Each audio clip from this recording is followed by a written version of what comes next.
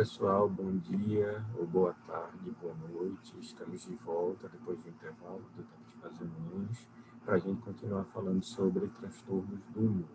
Como a gente tem comentado, os transtornos de humor são, a grosso modo, divididos entre os transtornos bipolares e os transtornos depressivos.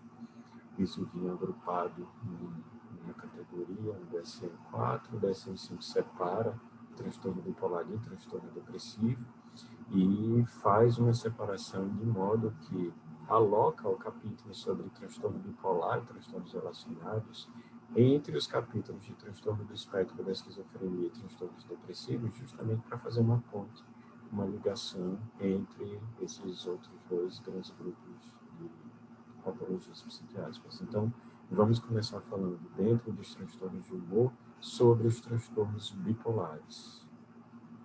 O transtorno bipolar tem uma prevalência alta na população, né? Atinge cerca de 1% da população, mas é importante a gente lembrar que os estudos de prevalência, eles vão apresentar resultados diferentes a depender dos critérios diagnósticos, dos instrumentos utilizados para sua execução. Os grandes trabalhos epidemiológicos sobre as prevalências dos transtornos mentais, eles são mais comuns de acontecerem a partir, né, da revolução provocada pelo DSM-3, em 1980, que trouxe critérios diagnósticos mais precisos para as patologias psiquiátricas e, a partir daí, também permitiu com que a investigação sistemática em várias regiões diferentes também pudesse ser possível, utilizando esses critérios, né? Então, a partir da criação do DSM-3, da década de 80 para cá, que a gente vai começar a ver o desenvolvimento dos grandes estudos epidemiológicos na psiquiatria. E, entre esses estudos, nós temos o Epidemiologic Catchment Area, né, o ECA, que foi realizado nos Estados Unidos, que encontrou, né, uma prevalência em transtorno bipolar de 1,3% na população, sendo que 0,8% de pessoas com transtorno bipolar tipo 1 e 0,5% com transtorno bipolar tipo 2. Interessante falar, né, quando a gente compara com a prevalência, as prevalências, os estudos de prevalência de esquizofrenia, que trazem taxas variando de 0,5% a 1%, no transtorno bipolar um pouco mais frequente, um pouco mais comum, né, e essas taxas, né, variando ao longo do tempo, a gente tem outros estudos com taxas diferentes. Daí, Clemente e colaboradores fez uma revisão sistemática, agrupando 25 estudos sobre investigação epidemiológica dos transtornos psiquiátricos realizados em 15 países diferentes, trazendo aí uma população investigada de cerca de 275 mil habitantes, um grande estudo, né, uma revisão de vários estudos epidemiológicos, que traz uma prevalência de transtorno bipolar na população de 2,63%, sendo um pouco mais comum o transtorno bipolar tipo 2, 1,57%, e o transtorno bipolar tipo 1, acontecendo em 1,06% da população. Levar em consideração que esses estudos, né, já observaram prevalências divergentes de acordo com os critérios de investigação, e a prevalência de transtorno bipolar tipo 1 aumenta quando se usa os critérios DSM-4, né? Então, mostrando que se você utilizou o instrumento baseado no DSM-3, no DSM-4, vai havendo algumas diferenças, né, nos resultados, mas o fato é que um dos principais estudos epidemiológicos sobre os transtornos mentais no mundo foi o World Mental Health Survey, uma iniciativa da Organização Mundial de Saúde, né, realizada em 11 países diferentes, utilizando os mesmos instrumentos em todos os países. Então, isso é uma vantagem em relação às revisões sistemáticas que avaliam as prevalências dos transtornos mentais em países diferentes, onde nesses países cada um pode ter utilizado um instrumento diagnóstico diferente, sem homogeneidade entre todos os estudos, e aqui no estudo da Organização Mundial de Saúde não. Foi um instrumento padronizado para todos os países, e nesse momento, quando se avaliou o transtorno bipolar, a prevalência do quadro bipolar se encontrou em cerca de 2,4%, quando se fala de todo o espectro bipolar, juntando 0,6% transtorno bipolar tipo 1, 0,4% transtorno bipolar tipo 2, dando 1% de transtorno bipolar mais clássico, bem definido, e os quadros subclínicos, equivalendo a 1,4%, somando, então, 2,4% da população com espectro bipolar, que mostra como é comum. Né? O Brasil também teve um grande estudo epidemiológico realizado em São Paulo, que foi o São Paulo Megacity, cujos dados publicados em 2012, baseados no DSM-4, revelam que do quantitativo de indivíduos entrevistados, o transtorno bipolar teve uma prevalência de 2,1%, 0,9% transtorno bipolar tipo 1, 0,2% de bipolar tipo 2, 1% de quadros subliminares, ou seja, que não preenchiam critérios para bipolar tipo 1 e tipo 2, mas faziam parte do espectro bipolar, dando uma prevalência de 2%. Então, a gente vê que, em média, as prevalências de transtorno bipolar ao redor do mundo, elas são de 1 a 2%. O que seria mais comum transtorno bipolar tipo 1 ou tipo 2? Depende do instrumento utilizado. Muitas vezes o transtorno bipolar tipo 1 sendo diagnosticado mais comumente, mas muito provavelmente a gente tem pacientes com transtorno bipolar tipo 2 e quadros subliminares que podem não ser detectados aí pelos instrumentos utilizados. Bem, quando a gente fala em transtorno bipolar, quais são as principais características das pessoas que apresentam esse transtorno? De modo geral, o transtorno bipolar é mais comumente visto em pessoas separadas, divorciadas, viúvas, ou seja, sem companheiro, e isso pode ter uma via de mão dupla, né? Tanto as pessoas com vários episódios de humor podem ter dificuldades de se engajar no casamento, quanto as pessoas com transtorno bipolar casadas podem ter várias complicações de relacionamentos por conta das oscilações de humor e tenderem a maior separação e divórcio. Ao mesmo tempo, os pacientes com transtorno bipolar têm maior dificuldade de se manter no emprego, ou arrumar um emprego, podem apresentar um déficit cognitivo, um desempenho cognitivo menor do que apresentariam se não tivessem transtorno bipolar e um pouco menor do que outras pessoas. Então, os episódios de humor, quando frequentes, também podem dificultar a adesão ao trabalho, né, ou as pessoas serem demitidas por conta de faltas, de acordo com os episódios depressivos ou maníacos e hipomaníacos que podem acontecer. Então, chama bastante atenção nesse sentido. O que se observa também, de modo geral, é que as pessoas que têm um quadro bipolar que se inicia precocemente tendem a ter um pior prognóstico. São pessoas que tendem a ter ciclagens rápidas, ou seja, 4 ou mais episódios no intervalo de 12 meses, mais ideação, comportamento suicida, maior comorbidade com transtorno do uso de substâncias psicoativas. Então, se desenha um quadro mais complicado aí nessas pessoas que têm um início mais precoce. De acordo com a iniciativa lá da Organização Mundial de Saúde, do estudo de prevalências dentro do transtorno bipolar, o que se detecta, e também em outros estudos é reproduzido, é que a taxa de comorbidade entre os pacientes bipolares é muito alta, né? A maioria dos pacientes vão apresentar outros diagnósticos psiquiátricos associados ao transtorno bipolar, quase 90%, 80%, 90% da população com transtorno bipolar apresenta comorbidades, né? Sendo mais comum nos bipolares tipo 1 que nos bipolares tipo 2, por esse estudo, mas semelhantes entre si, né? Mais de 80% em ambas as condições, que é muito alto, principalmente transtornos de ansiedade e transtorno por uso de substâncias. Dentro dos quadros de ansiedade, que 80% deles vão ter, principalmente transtorno de pânico e fobia social, chamam a atenção. O transtorno bipolar também é uma doença muito importante, por ser uma condição, um transtorno psiquiátrico muito associado a risco de suicídio. As pessoas com transtorno bipolar têm de 20 a 30 vezes maior risco de suicídio que a população geral. O suicídio, inclusive, é uma das principais causas de morte, junto com câncer e doenças cardiovasculares, nessas populações com transtorno bipolar. Então, chama muita atenção essa relação. Seria um transtorno mental com maior proporção de pacientes se engajando em comportamentos suicidas. O que é que causa o transtorno bipolar?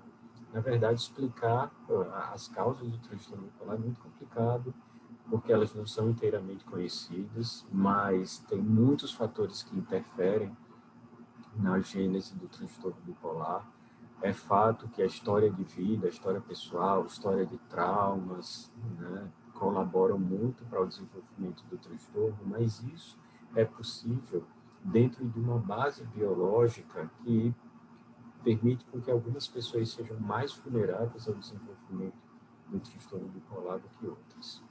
De modo geral, o que se observa no transtorno bipolar, na fase de mania, é um estado hiperdopaminérgico, também acontecendo no transtorno bipolar, aumento da atividade de glutamato, que pode ser tóxico, né, para o córtex pré-frontal, aumento de atividade noradrenérgica na via córtico-talâmica e uma diminuição dos níveis de serotonina e seus metabólitos, né, já foi identificada em pacientes que, no líquor, no sangue de pacientes que cometeram suicídio.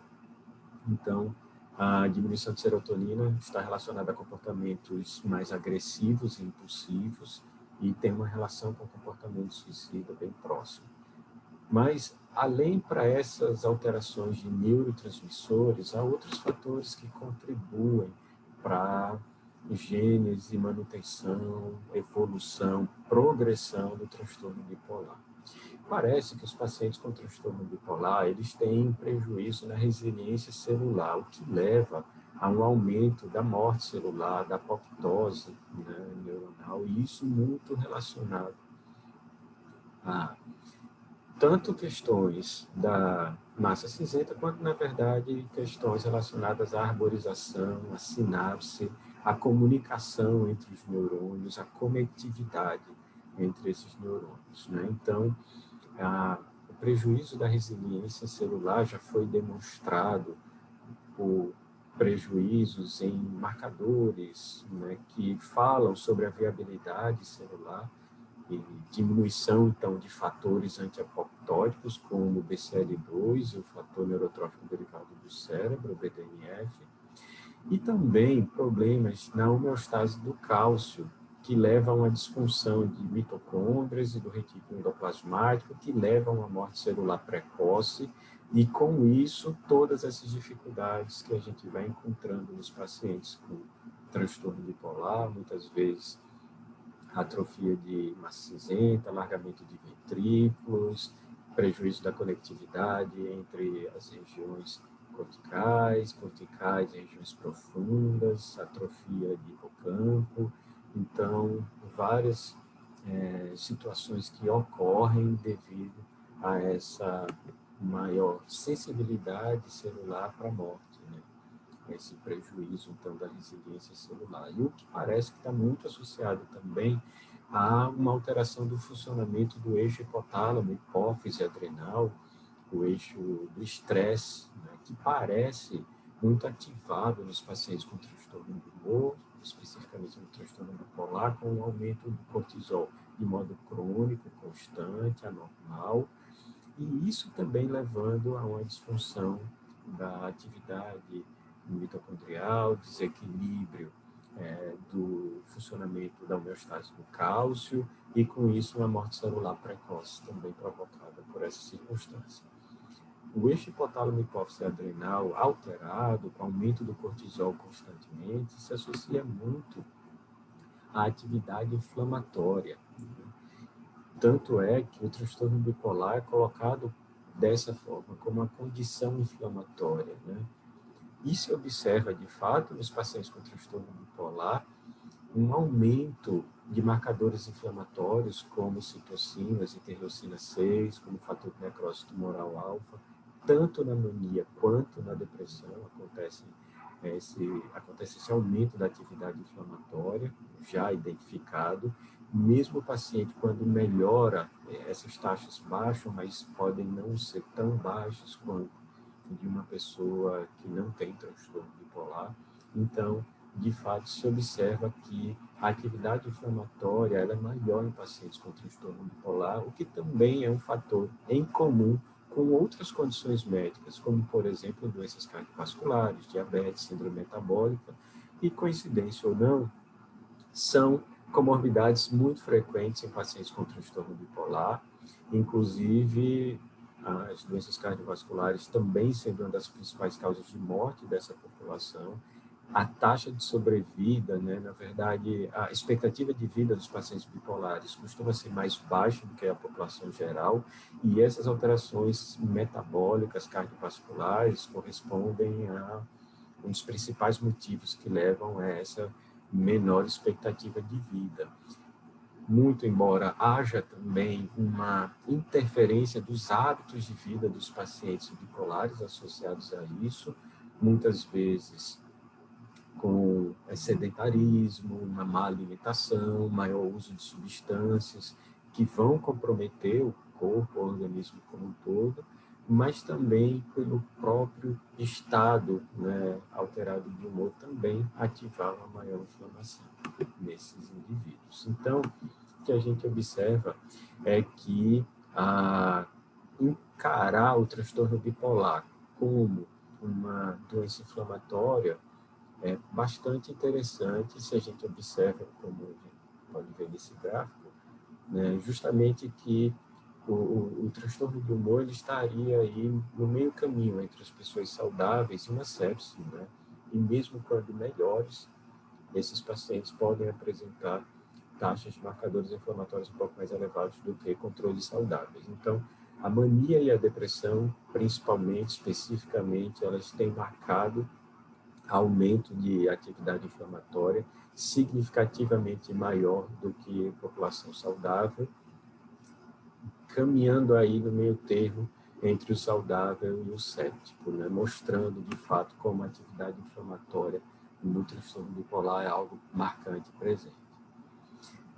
O transtorno bipolar, ele é o transtorno psiquiátrico com maior participação genética, com maior herdabilidade, né? Chegando aí a mais de 80%, 90%, né, de interferência, de influência, de carga genética contribuindo para o desenvolvimento do transtorno bipolar. Mas não existe um único gene responsável pelo desenvolvimento do transtorno, por isso a gente diz que a relação do transtorno bipolar com a genética é de uma ordem de uma herança poligênica, com vários polimorfismos envolvidos nessa contribuição para um maior risco de desenvolvimento do transtorno bipolar.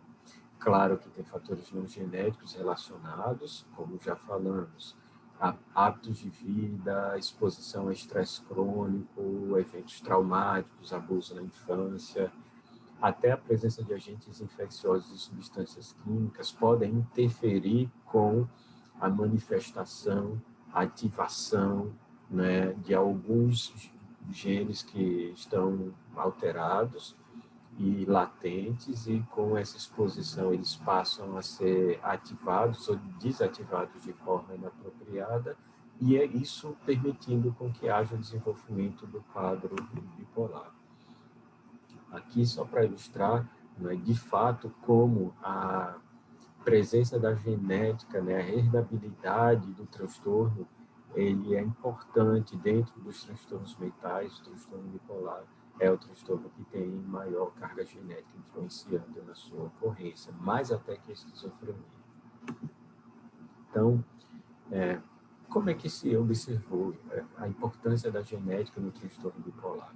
Isso se dá muito baseado nos estudos de epidemiologia genética que foram desenvolvidos. Os estudos de epidemiologia genética comparam as taxas de prevalência do transtorno bipolar em diferentes populações, compara familiares de pacientes bipolares versus familiares de pacientes que não são afetados pelo transtorno, e ver quantos sujeitos, quantos familiares são afetados pelo transtorno, quantos não são.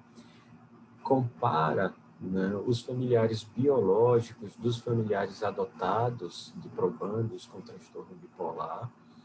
Compara gêmeos monozigóticos com gêmeos dizigóticos para ver se tem uma diferença nessa prevalência do transtorno bipolar. E estuda populações isoladas, né, que se casam entre si, se reproduzem entre si, para ver se há populações com algumas variações genéticas que predispõem mais ou que se associam mais ao transtorno bipolar do que outras. E o que os estudos de epidemiologia genética nos trazem é que, de modo geral, o risco de uma população, da população desenvolver o transtorno bipolar é de 1%, 1,5%. Agora, parentes em primeiro grau afetados por um transtorno bipolar, né, o risco de desenvolver o transtorno é de 5 a 10%. Em gêmeos monozigóticos, a concordância para a ocorrência de transtorno bipolar chega a 90%, mostrando como a carga genética interfere aí, de fato, na ocorrência desses transtornos. Não é 100%, porque tem contribuição de fatores ambientais aí para o desencadeamento ou não do quadro. Mas possui uma maior herdabilidade do transtorno as pessoas, os bipolares com história de suicídio na família, que tem um quadro de início precoce, as pessoas que têm comorbidades com transtorno de pânico e as pessoas que têm boa resposta ao lítio também costumam ter uma maior agregação familiar de quadros bipolares. E a gente precisa prestar atenção nisso quando está colhendo a história familiar e pessoal desses pacientes afetados. É importante para a gente poder conversar com a família, inclusive, sobre o risco de outros familiares poderem ser afetados pelo transtorno bipolar. Então, dentro dos transtornos bipolares, né, o espectro bipolar, tipo 1, tipo 2, ciclotimia e por outras causas, a gente vai avançar nessa discussão falando sobre o transtorno bipolar tipo 1. De acordo com o DSM-5, publicado em 2013, para que a pessoa seja diagnosticada como tendo transtorno bipolar tipo 1, basta que ela tenha um episódio maníaco bem definido. Um episódio maníaco grave o suficiente para provocar prejuízo, essa síndrome uniforme, um prejuízo funcional, social, profissional, e um quadro uniforme que exigiu hospitalização, que tenha características psicóticas, a gente já considera esse quadro como de mania, né? O quadro de mania é mais grave que o de hipomania. O quadro de mania pode incluir sintomas psicóticos, pode requerer internação e tem um grave prejuízo para o funcionamento social, pessoal, laborativo dos indivíduos afetados. Esse quadro maníaco, esse episódio maníaco grave, né, grave em comparação à hipomania, essa exaltação do humor, essa elevação do humor, grave o suficiente para prejudicar o indivíduo de uma maneira importante, não pode ter sido provocado por efeitos fisiológicos de uma substância, medicamento ou outra condição médica. Mas vale atentar aqui que se você faz uso de uma medicação antidepressiva, por exemplo, mas passa o efeito do antidepressivo, ele é suspendido, e você continua apresentando um quadro claramente maniforme, maníaco, grave, intenso, que lhe prejudica, mesmo o remédio não agindo mais, você pode, né, se encaixar como tendo um quadro maníaco possível de defini-lo como transtorno bipolar tipo 1. Esse episódio de elevação de humor tem que ser um episódio, um período diferente de como você costuma ser, né? Então, o humor está persistentemente elevado, persistentemente expansivo ou persistentemente irritável, de uma maneira fora do seu padrão normal de funcionamento, que persiste durante a maior parte do dia, durante todos os dias, por pelo menos uma semana. Então, veja que não basta você ficar eufórico, você ter uma elevação de humor, como essa elevação de humor precisa ser importante, ter um impacto significativo na sua vida, trazer prejuízos e durar pelo menos uma semana, para então você fechar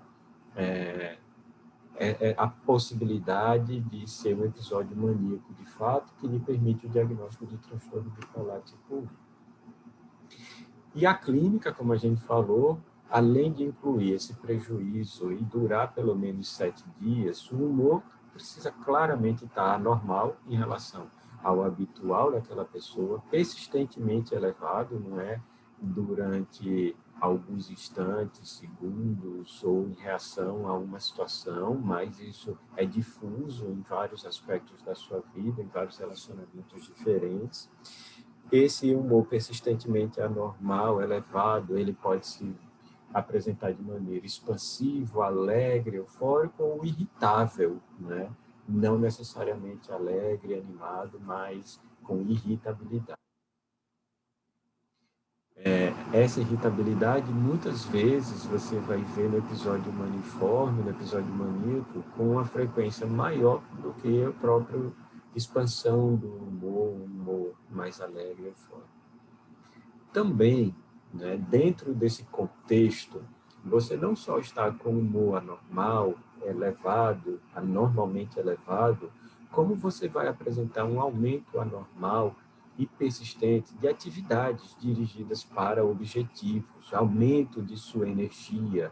Então, você vai ver pessoas fazendo várias coisas ao mesmo tempo, né, mais dispostas, querendo trabalhar mais, ou com mais interesses em vários aspectos da vida, mostrando que ela está cheia de energia, cheia de disposição. E isso fora do contexto do habitual para aquela pessoa, né? Uma energia elevada demais. Com isso, a gente pode observar que nesse contexto aparecem outros sintomas, né?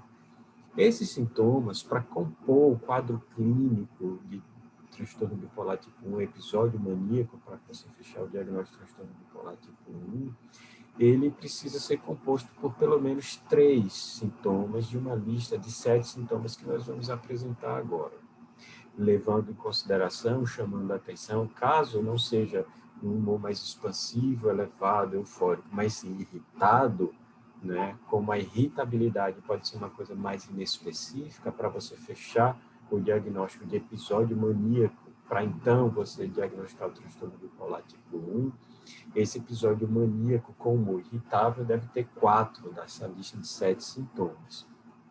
Um desses sintomas seria aumento da autoestima, uma autoestima inflada, uma grandiosidade, é você se sentir o melhor, especial, superior, né? Ficar muito confiante, otimista, se ver como campeão e, de fato, a sua autoestima está lhe contaminando de modo que você se enxerga de uma maneira muito positiva, otimista e grandiosa.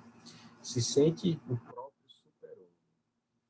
Além disso, esse aumento de energia que foi citado no critério A, dentro desse quadro clínico, vai se apresentar com redução da necessidade de sono. Então, é muito comum a gente ver pacientes maníacos, pacientes no episódio de mania com transtorno bipolar, dormir 3 horas por dia e se sentir descansado, né? Parece que dormiu muito bem, 8 horas muito bem dormidas, mas dormiu 3 horas, 4 horas, né? Muito menos do que é o habitual para aquela pessoa, e ela está disposta, cheia de energia ainda assim. Então, uma coisa que vale destacar aqui é que isso não se chama de insônia. Insônia, a pessoa tenta dormir, não consegue, no outro dia está extremamente cansado, de ressaca, exausto por não ter dormido direito. No transtorno bipolar, no episódio maníaco, a pessoa tem redução da necessidade do sono. Ela dorme pouco, mas ela não sente falta das horas que ela não dormiu. Ela dorme pouco e está cheia de energia, disposta, confiante, animada, se sentindo o máximo e querendo fazer várias coisas. Nesse contexto, ela também fica mais falante, ela fica mais loquaz, ela fica com pressão para falar. Essa pressão para falar pode ser tão intensa que você pode ter dificuldades de desenvolver um diálogo com uma pessoa maníaca, com uma pessoa num quadro maniforme, porque ela não para te ouvir. Ela pode até tentar, mas não consegue se conter, fala pelos cotovelos, fala muito e você só ouve, né? Quando você tenta falar, você tem que interromper a fala da pessoa, se você deixar, fala por muito tempo sem parar, inclusive podendo falar sobre vários assuntos, mudando de assunto com uma velocidade impressionante, chegando ao ponto de ter fuga de ideias, e você nem conseguir entender direito a conversa desse paciente, por tamanha aceleração do pensamento que ele apresenta. Então, é comum um paciente num quadro maníaco, ele se apresentar com autoestima elevada, diminuição da necessidade do sono, aumento de energia, aumento da pressão para falar, pensamentos correndo muito rápido, ao ponto de mudar de tema, de ideias com muita velocidade, e acabar se distraindo facilmente com estímulos do ambiente, né? Então, é comum você estar conversando com um paciente com um quadro maníaco e alguém passa por perto, ele já se distrai e começa a conversar com a pessoa que passou por perto, tecer comentários sobre ela, em geral fica desinibido, indiscreto, e várias coisas podem servir para distrair, até objetos do ambiente onde vocês se encontram conversando podem virar tema de discussão, interrompendo o assunto que a pessoa estava falando, e isso prejudicando, inclusive, o pragmatismo dessa pessoa, porque, apesar de muita energia e de aumento da atividade dirigida para objetivos, a, a, a energia está tão alterada, o pensamento está tão acelerado que ela não consegue focar numa única atividade e iniciar e concluir aquela atividade tendo vontade de fazer várias coisas ao mesmo tempo, vai iniciando várias atividades, deixando incompletas, não sendo produtivo dessa forma e, ao mesmo tempo, prejudicando seu desempenho. Esse aumento da atividade dirigida para objetivos pode ser, inclusive, na interação social, na paquera, ficar até mais sexualizado, trabalhar mais, só que sem conseguir cumprir com as obrigações, tendo prejuízo no trabalho por conta disso. E se esse aumento da atividade é muito grande, a pessoa vai apresentar um quadro até de agitação psicomotora, e você precisar intervir, contenção física, química, para conter essa agitação toda. Alguns pacientes ficam tão agitados que percebem até aumento da frequência cardíaca, temperatura, ficam sudoreicos, né? O que pode levar a pessoa a um colapso cardiovascular mesmo, né? Perigoso. Isso associado à diminuição da necessidade do sono, falando pelos cotovelos, pensando muito rápido, se sentindo o máximo, vai compondo o quadro maniforme. Também não é raro a gente observar as pessoas com um episódio maníaco se engajarem em atividades que vão gerar risco para elas, risco de vida, risco pela exposição e as consequências que vai trazer. As pessoas podem não só se engajarem em mais situações sociais, como ficarem promíscuas sexualmente, se sentirem tão confiantes, chegarem ao ponto de ter relações sexuais com pessoas desconhecidas sem preservativo, achando que está tudo bem, que não vai se contaminar, porque elas estão otimistas demais. Também podem se sentir mais ricas e poderosas e otimistas quanto a investimentos que fez, contar com o dinheiro que não tem e acabar fazendo gastos excessivos, né? Se envolvendo com apostas, né? Apostando valores altos, perdendo valores altos, porque se sente muito confiante que vai ganhar, e quando perde, muitas vezes não tem noção das consequências daquilo enquanto está na fase maníaca, mas quando passa esse episódio maníaco, a pessoa se dá conta da gravidade da situação que se encontra, né? Para vocês terem ideia, já vi pacientes, né, terem uma lábia tão boa, estarem tão loquazes, né, e otimistas quando estão nessa fase, ao ponto de fazer grandes negócios, comprar caminhonetes, fazendas, apartamentos, né, na lábia, na confiança, e depois que passa essa fase, a pessoa vê que não tem a menor condição de pagar aquilo que comprou, que aquilo compromete completamente o orçamento, estoura cartão de crédito, vai ter problemas de endividamento que pode demorar tempos para se resolver, quando não consegue resolver essa situação a partir da justificativa do episódio maníaco que ela está apresentando. Eu falo isso do ponto de vista legal, burocrático até. Então, são situações muito danosas, dolorosas para a pessoa, as consequências, né, são muito ruins. Esse quadro maníaco é tão grave ao ponto de provocar um prejuízo acentuado no funcionamento social, profissional, né? Ou necessitar a hospitalização dessas pessoas. Imagine que aumenta a irritabilidade de uma forma que a pessoa dirigindo perigosamente, se sentindo mais otimista, achando que nada vai acontecer com ela, pode se envolver em brigas de trânsito. Isso pode gerar até morte, né? Por essas confusões. As pessoas podem ficar arrogantes e isso gerar intolerância nas pessoas que estão lidando com esse paciente bipolar, sem nem saber que a pessoa está numa fase maníaca, né? Não sabe o que significa isso. E pode se expor no trabalho, se desentender com colegas, brigar com o chefe, pedir demissão. São situações que podem mudar assim o rumo da vida da pessoa de uma maneira trágica. Então, a gente observa, né? Tudo isso junto, né? Pelo menos parte desses sintomas presentes ao mesmo tempo, num período de uma semana, para compor o diagnóstico de episódio maníaco e assim credenciar a pessoa ao diagnóstico de transtorno bipolar tipo 1. Então, a pessoa dorme pouco, tem muita energia, fala demais, fica desinibida, humor elevado, mais autoconfiante, pensamentos acelerados, se distraindo fácil por conta desse aumento de energia e de percepção das coisas ao seu redor. E esse quadro bipolar tipo 1, ele pode, pelo DSM, ser classificado em leve, moderado e grave, onde o moderado é algo intermediário entre o leve e o grave. Leve é aquilo que preenche, tem sintomas suficientes para preencher critério para o diagnóstico, mas o prejuízo não é tão intenso quanto de quadros graves que requerem internação, que têm sintomas psicóticos, que têm um prejuízo mais substancial na vida da pessoa. E o moderado seria justamente aquele quadro intermediário entre o mínimo necessário para preencher o critério diagnóstico e aquele grave que tem intensidade máxima dos sintomas, preenche muitos critérios para o diagnóstico, né, acontecer.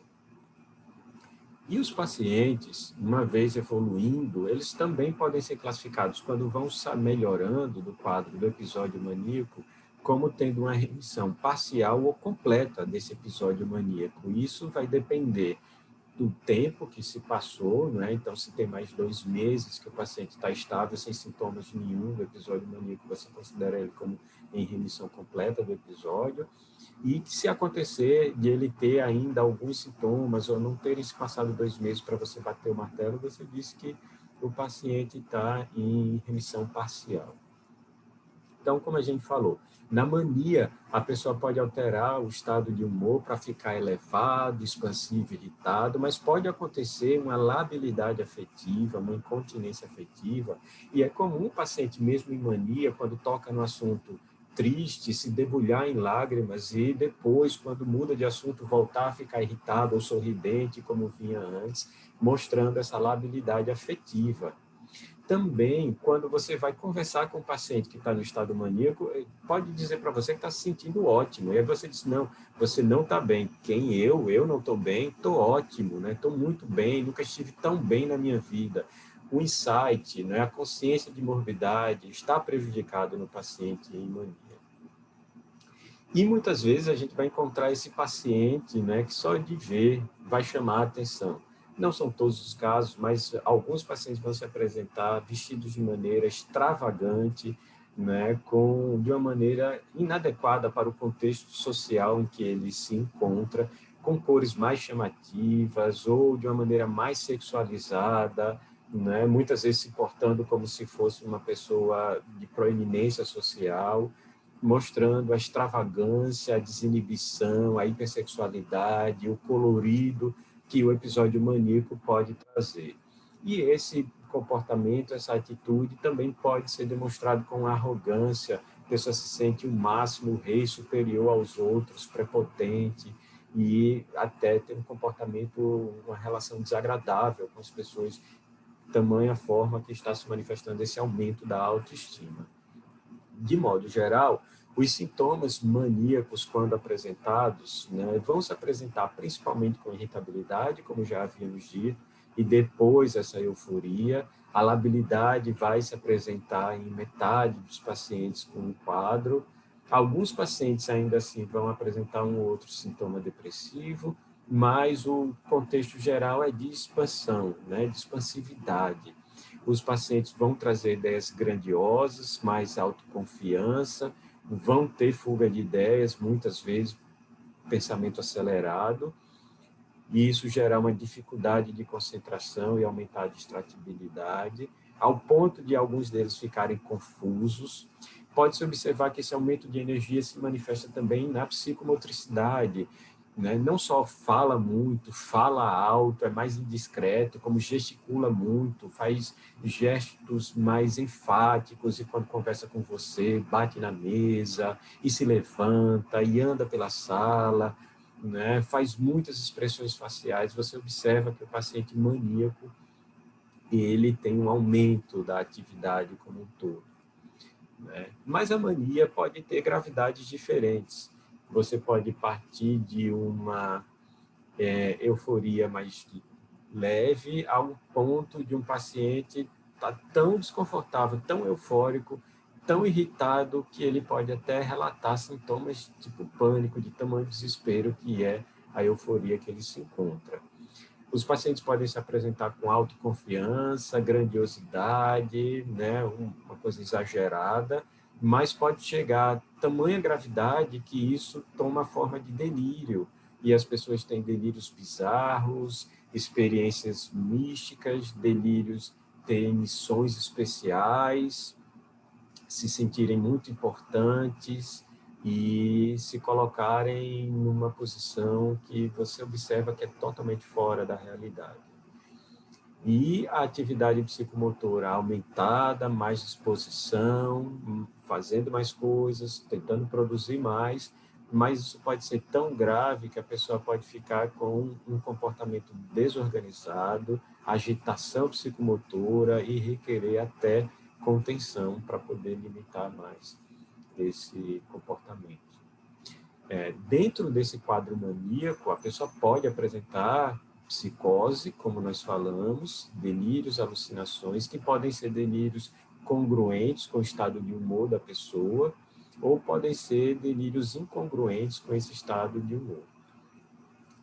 A pessoa pode chegar ao ponto de ter paranoia, né? Achar que está sendo perseguida, muitas vezes acha que alguém está perseguindo, querendo lhe prejudicar por inveja, né? Porque é uma pessoa muito especial, é uma pessoa importante, cobiçada, por isso as pessoas vão atrás e querem prejudicar.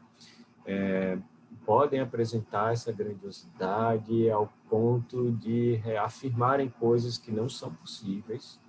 Lembro de uma paciente, por exemplo, que quando eu perguntei sobre a escolaridade dela, ela falou que tinha estudado até a 4ª série, mas que ela era tão inteligente que em cerca de uma semana ela iria terminar a faculdade de medicina e direito e iria trabalhar nessas áreas e ser muito rica, porque ela era muito inteligente e rapidamente ela conseguiria se formar na faculdade. Tamanha gravidade da euforia que ela se encontrava. E pode faltar, né, juízo crítico em relação a isso, por isso, quando se perde essa ligação com a realidade, a gente fala em quadro psicótico, com delírios e alucinações se apresentando muitas vezes, mas como a gente falou que pode ser uma coisa incongruente com o humor, a pessoa pode ter experiências de inserção de pensamento, delírios de controle, que são colocados classicamente, caracteristicamente como sintomas psicóticos associados à esquizofrenia, mas que alguns pacientes bipolares em fase maníaca grave também podem relatar. O transtorno bipolar tipo 1, que é esse transtorno que exige que haja um episódio maníaco bem definido para poder se fechar diagnóstico de transtorno bipolar, né, tipo 1, ele tem uma prevalência semelhante entre homens e mulheres, de 1 para 1. Em geral, a média de idade de início dos sintomas do transtorno bipolar tipo 1 ocorre por volta dos 18 anos, o que é mais cedo do que os transtornos depressivos, por exemplo. mas é possível que alguns casos se iniciem em idade mais avançada, por volta dos 60, 70 anos. Nessa ocasião, é comum o quadro maniforme, o quadro bipolar, vir associado a quadros orgânicos, como problemas cerebrovasculares. Então, é importante investigar, né, essa associação. 60% dos episódios maníacos ocorrem imediatamente antes de um episódio depressivo maior. O que isso quer dizer? Você está vendo um paciente numa fase maníaca, mais da metade desses pacientes, quando melhorarem dessa fase maníaca, vão entrar em depressão. Então, por mais que o paciente ache maravilhoso estar com humor eufórico, aquilo, além de tóxico para o seu cérebro, é um prenúncio de que pode vir uma outra fase do quadro depressivo, do quadro bipolar, o polo depressivo, e prolongar mais o estado de manifestação de sintomas, o quadro agudo, que vai interromper a vida produtiva e de relação dessa pessoa com o mundo, familiares, e precisa, sim, sofrer intervenção o mais rápido possível. Quando esses episódios de humor, né, mania, hipomania, depressão, eles são muito frequentes e acontecem, né, 4 episódios desses ou mais no intervalo de 12 meses, você considera esse quadro bipolar como sendo de ciclagem rápida, né? E quais são as características que falam sobre o transtorno bipolar tipo 1? Bem, a gente precisa lembrar que as pessoas com história familiar de transtorno bipolar, né, tipo 1, né, tem 10 vezes mais chances de ter os transtornos bipolares tipo 1 têm 10 vezes mais chance de ter história familiar, transtorno bipolar. Os pacientes com transtorno bipolar tipo 1, principalmente as mulheres, são mais suscetíveis a essa ciclagem rápida, como a gente citou agora há pouco. Também são mais suscetíveis a episódios mistos, que misturam os sintomas maníacos e depressivos, a terem maior comorbidade com transtornos alimentares e transtorno por uso de álcool. Tem 15 vezes mais risco de suicídio que a população geral, e 30% tem prejuízo profissional mesmo quando estão em remissão do quadro agudo. Então, aquela noção de que pacientes bipolares vão se diferenciar dos esquizofrênicos porque eles se recuperam completamente, ela é verdade até a página 2, pois os pacientes com transtorno bipolar mais graves, eles vão apresentar prejuízos, sim, mesmo quando eles não estão em fase aguda, o que pode dificultar a manutenção da autonomia da vida diária deles como um todo e prejudicarem o trabalho, por exemplo, eles não conseguirem se sustentar, depender de auxílio financeiro, de serviços de saúde para poder se manter. Agora, quando a pessoa tem um quadro maníaco, um transtorno bipolar, né, tipo 1, a gente precisa fazer alguns diagnósticos diferenciais, né? Entre eles, com outros quadros de humor, a gente precisa fazer diagnóstico diferencial com transtornos de ansiedade, transtorno de ansiedade generalizada. A ansiedade pode ser tão intensa e o incômodo com a preocupação, a ruminação das preocupações pode ser algo tão intenso que pode ser relatado como aceleração de pensamento, que faz se pensar no transtorno bipolar. O desespero, da ansiedade muito grande também pode fazer a gente pensar numa euforia e ser um transtorno de pânico. A gente precisa lembrar também desse diagnóstico como vindo muitas vezes associado em comorbidade, né, com o quadro bipolar, então fazer a diferenciação se é uma coisa ou outra, ou se são os dois transtornos que estão existindo ao mesmo tempo. Sempre avaliar a associação com dependência química, abuso de substâncias, porque isso pode estar muito frequente. Muitas vezes o paciente com transtorno bipolar, se automedica fazendo isso, né, com o uso de substâncias ilícitas, e isso complica mais ainda o prognóstico dele, o quadro clínico fica caótico. Também pacientes com transtorno de déficit de atenção e hiperatividade, a gente precisa lembrar de fazer o diagnóstico diferencial com o transtorno bipolar, porque às vezes, né, tem vários sintomas que se sobrepõem: inquietação psicomotora, distração mais fácil, pensamento mais acelerado, falando em grande quantidade, mas a gente observa que é diferente, que o paciente com TDAH, ele é assim constitucionalmente, ele não tem um período anormalmente diferente de como ele costuma ser, né? Um jeito constante. No transtorno bipolar, essa aceleração tanto vem mais intensa, pode vir mais intensa, como é uma coisa episódica, que é fora do padrão de funcionamento da pessoa.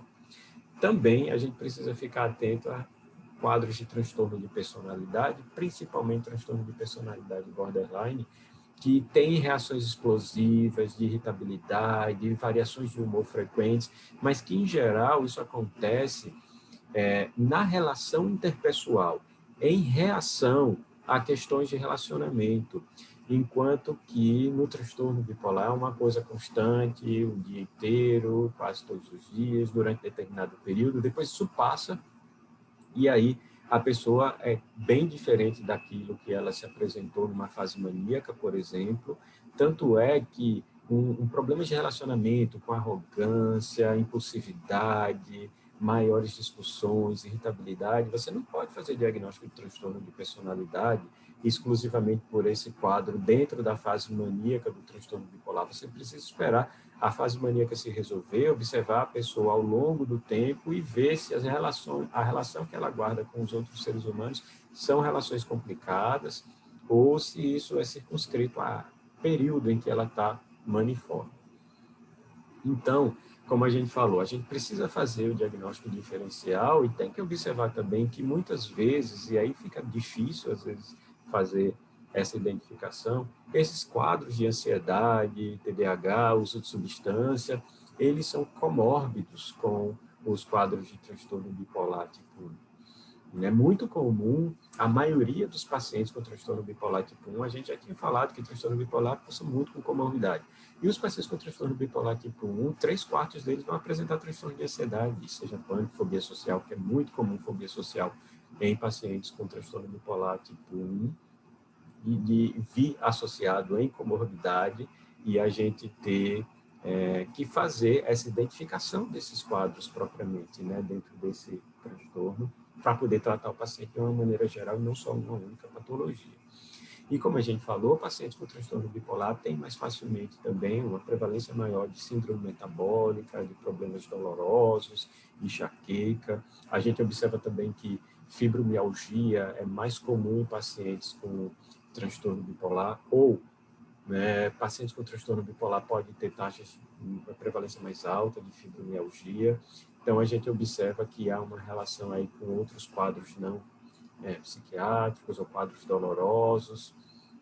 A fibromialgia, especificamente, na verdade, ela tem um quê de discussão sobre o quanto que ela se aproxima de ser um transtorno mental, né, associado ao transtorno do humor, porque é muito frequente a gente ver quadros psiquiátricos em pacientes com fibromialgia. Mas, enfim, voltando para o transtorno bipolar tipo 1, o que é que a gente observa?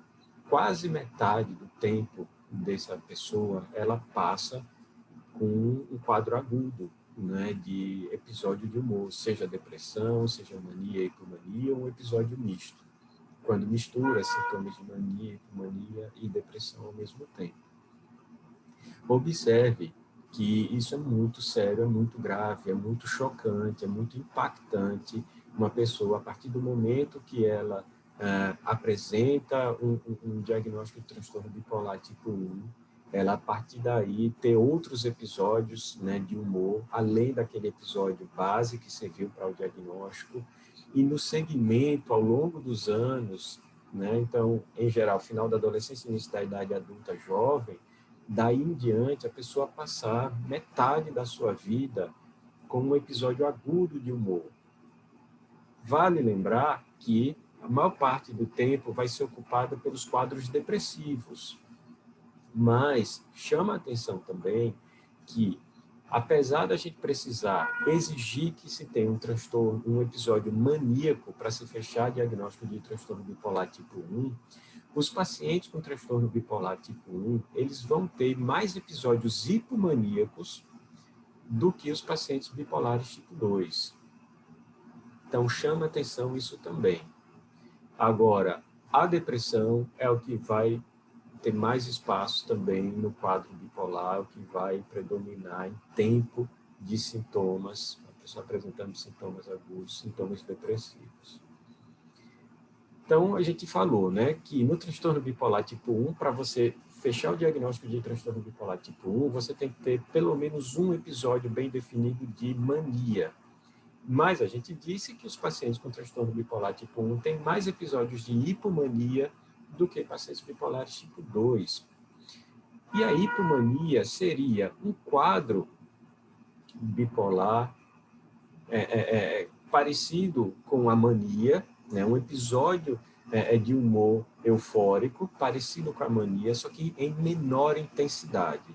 A pessoa pode sim ter uma menor necessidade de sono, dormir 3, 4, 5 horas, se sentir super bem, sendo que o seu normal era 8, pode se engajar em comportamentos de risco, apostar, ficar mais sexualizado, mais irritado, se desentender mais com as pessoas, falar mais rápido e ter mais ideias, ficar mais criativo, né, fazer mais planos, se engajar em mais atividades, mas a intensidade com que esses sintomas se apresentam é menor do que a intensidade da mania. O prejuízo da hipomania também seria um prejuízo menor do que da mania. A hipomania não cursa com psicose, a hipomania não justifica a internação psiquiátrica, né? Porque a gravidade seria menor. Há quem diga que a hipomania seria o modo ideal de funcionamento do ser humano, porque a pessoa se sente bem, otimista, confiante, melhora a autoestima, né? Fica mais produtiva, sente menos necessidade para dormir. Se não fossem esses comportamentos de risco em que ela se engaja, né? Se não fosse esse aumento da irritabilidade, né? Se não fosse as consequências negativas que esses comportamentos podem trazer, a gente diria que seria ótimo ficar na fase hipomaníaca. Contudo, ela não é algo inofensivo, porque se a pessoa está apresentando um episódio hipomaníaco, ela tem um transtorno bipolar, isso virá associado com outras questões também, além do que a gente já falou, de que quadros agudos de humor seriam tóxicos, né, para o cérebro. Veja que, diferente do episódio maníaco, que exige 7 dias de sintomas, né, seguidos, a maior parte do dia, né, para se fechar um diagnóstico de episódio, no episódio hipomaníaco, além de você ter um quadro menos intenso, você precisa de menos dias para considerar aquilo como um episódio delimitado, como um episódio definido de hipomania.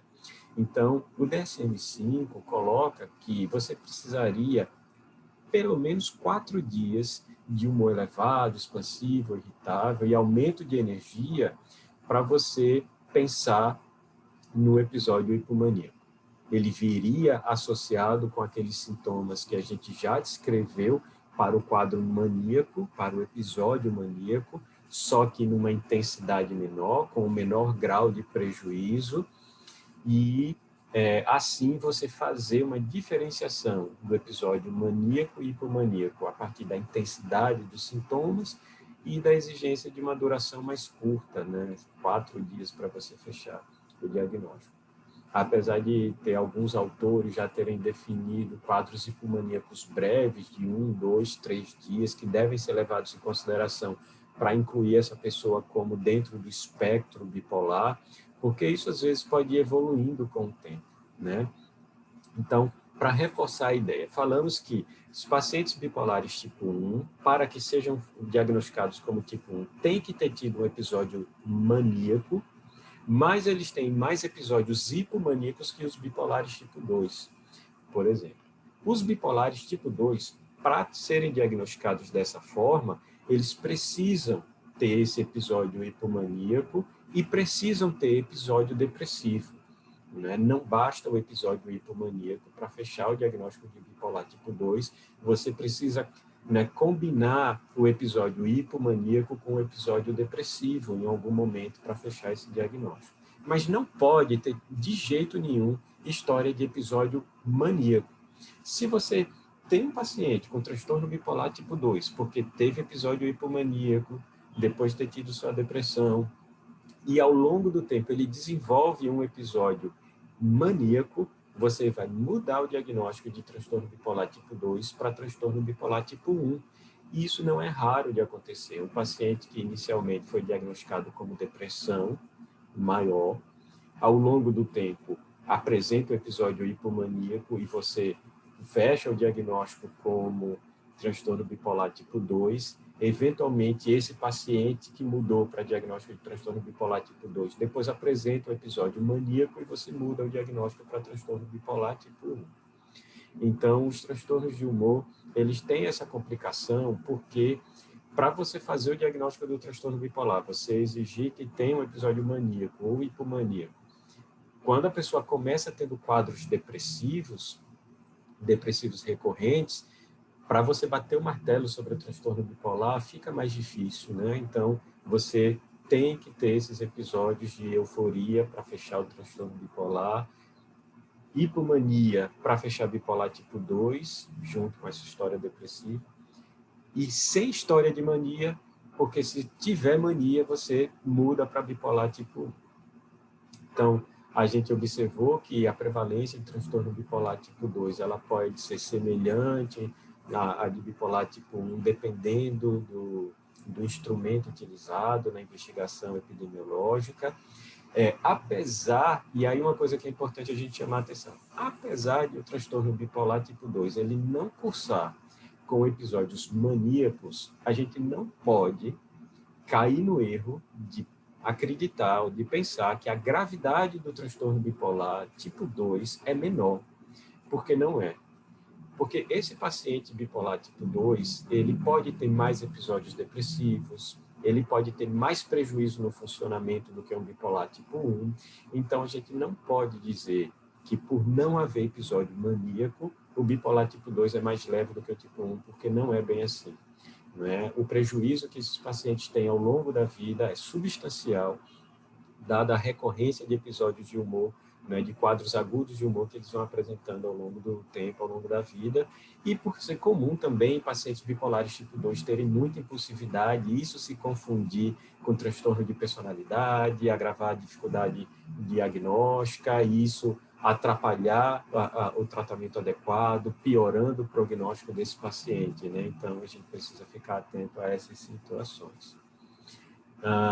O transtorno bipolar tipo 2, ele em geral começa aí por volta dos 25 anos, um pouquinho depois daquilo observado para o bipolar tipo 1. Em geral, começa com episódio depressivo, que vai atrasar o seu diagnóstico justamente porque a gente não teria como prever, né, como bater o martelo que aquela depressão seria necessariamente bipolar, apesar de haver algumas características que nos fazem desconfiar. Então, isso pode atrasar um pouco o diagnóstico, começa com episódio depressivo, né? Cursa com muito transtorno de ansiedade, transtorno alimentar, por uso de substância, que muitas vezes antecede esse diagnóstico do episódio depressivo com o episódio hipomaníaco, para então chegar a se fechar o diagnóstico de transtorno bipolar tipo 2. Então, você vê que é um paciente que ele vai somando, colecionando diagnósticos ao longo da vida, né? Começa com os transtornos de ansiedade, podendo apresentar aí um uso de substâncias, um transtorno alimentar ao longo do tempo, e acaba depois tendo definidos quadros de humor, às vezes começando com um quadro depressivo, mas vai que estoura um quadro hipomaníaco e você, então, se atenta para o fato que aquele paciente que vem sofrendo com vários diagnósticos diferentes, ele, na verdade, tem um transtorno bipolar comórbido, né? Então, o transtorno bipolar tipo 2, né, a quantidade de episódios agudos de humor na vida tende a ser superior em comparação ao transtorno depressivo maior e ao transtorno bipolar tipo 1. Por isso, a gente reforça a ideia, não podemos dizer que é um quadro mais leve do que bipolar tipo 1. O intervalo entre os episódios de humor tende a diminuir com o envelhecimento, e os episódios depressivos são mais duradouros e incapacitantes ao longo do tempo. Esse quadro depressivo prejudica muito a vida dos pacientes, né? Porque são difíceis de tratar, demoram para responder, prejudicam muito, deixam sintomas residuais, a pessoa fica com dificuldade de desempenho profissional e isso atrapalha muito a vida da pessoa. 5 a 15% dos pacientes bipolares tipo 2 são cicladores rápidos, ou seja, eles apresentam 4 ou mais episódios de humor agudo no intervalo de 12 meses, e também 5 a 15% mudam o diagnóstico para bipolar tipo 1 ao longo da vida, como a gente já havia adiantado, né? Então, é um quadro que a gente precisa ficar muito atento a ele quando diagnosticamos a sua evolução, ao manejo, porque é um quadro que prejudica muito a vida da pessoa. 1/3 dos pacientes com transtorno bipolar tipo 2 tenta suicídio ao longo da vida, 15% mantém alguma disfunção, mesmo não estando no episódio agudo, né, com sintomas residuais, 20% muda para outro episódio diretamente, sem recuperar entre um episódio e outro. Então, tem um episódio hipomaníaco, cai em depressão, sai da depressão, vai para o episódio hipomaníaco sem o período da eutimia, o que dificulta muito o manejo e a qualidade de vida desse indivíduo, e a gente precisa, né, recorrer aos tratamentos o quanto antes para evitar que essa situação aconteça. Os pacientes com transtorno bipolar tipo 2, por isso mesmo, a gente precisa ficar muito atento para fazer diagnóstico diferencial com transtorno depressivo maior. Imagine que uma coisa que chama muito atenção nos pacientes bipolares tipo 2 é que a dificuldade diagnóstica, às vezes, está também no viés de memória. E veja que para você fazer o diagnóstico de um episódio hipomaníaco, você requer 4 dias. E esses 4 dias a pessoa está se sentindo super bem, mais animada, cheia de energia, confiante, não prejudicou as suas atividades de uma maneira considerável, ao ponto que ela se sentiu beneficiada até por esse episódio de euforia que ela apresentou. Então, ela não lembra desse episódio como algo patológico. Quando você atende um paciente, né, com um quadro depressivo recorrente, que você suspeita que pode ser um bipolar tipo 2, e você pergunta sobre episódios hipomaníacos no passado, essa pessoa pode não lembrar e não saber lhe passar essa informação. Por isso, muitas vezes, a gente vai precisar recorrer a familiares. Ainda assim, os familiares, amigos próximos, podem não identificar aquilo como algo anormal, né? Uma outra coisa que também chama a atenção é que se a pessoa é deprimida, tem quadros arrastados, recorrentes, e ela melhora. A gente não pode confundir a melhora do quadro depressivo com o episódio hipomaníaco. O episódio hipomaníaco é algo além de um estado de funcionamento normal, né? É exagerado, então a gente precisa estar atento a isso, mas é muito difícil fazer essa identificação pela lembrança dos pacientes, e se você não vê o episódio hipomaníaco, você desconfia do que tem havido episódios hipomaníacos no passado de um paciente deprimido, a gente vai ter dificuldade de fazer esse diagnóstico diferencial, sim. A gente também pode ter dificuldade de fazer o diagnóstico diferencial com transtornos ciclotímicos. O transtorno ciclotímico está no espectro dos transtornos bipolares, mas ele tem uma diferença. A pessoa não fecha critério para diagnóstico de depressão ou de hipomania, mania, porque os sintomas são mais leves, são mais curtos, apesar de poderem ser muito frequentes e variáveis. Então, você pode confundir um paciente ciclotímico com um paciente bipolar tipo 2, com ciclagem rápida, e é importante a gente procurar fazer essa distinção. Os pacientes também podem se confundir com transtornos de ansiedade por conta da euforia se apresentar de uma maneira mais discreta, mais leve, e a gente acaba confundindo com uma ansiedade grave, com transtornos de personalidade por conta da oscilação de humor frequente, se confundir com problemas de relacionamento e do modo como a pessoa se sente no mundo e com relação aos outros, e isso poder confundir com transtorno de personalidade borderline, por exemplo.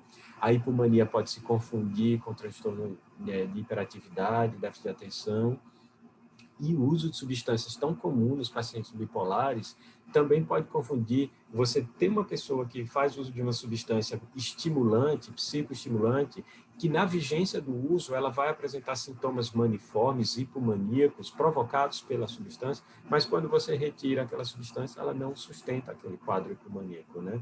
Era efeito direto da substância. Então, às vezes pode ser difícil, porque as pessoas podem não falar corretamente se usaram ou se não usaram. Você não tendo essa informação precisa, fica mais difícil de fazer uma associação temporal entre o uso da substância e a manifestação do sintoma. Tanto, por outro lado, o paciente bipolar poderia esconder o uso da substância por vergonha, constrangimento.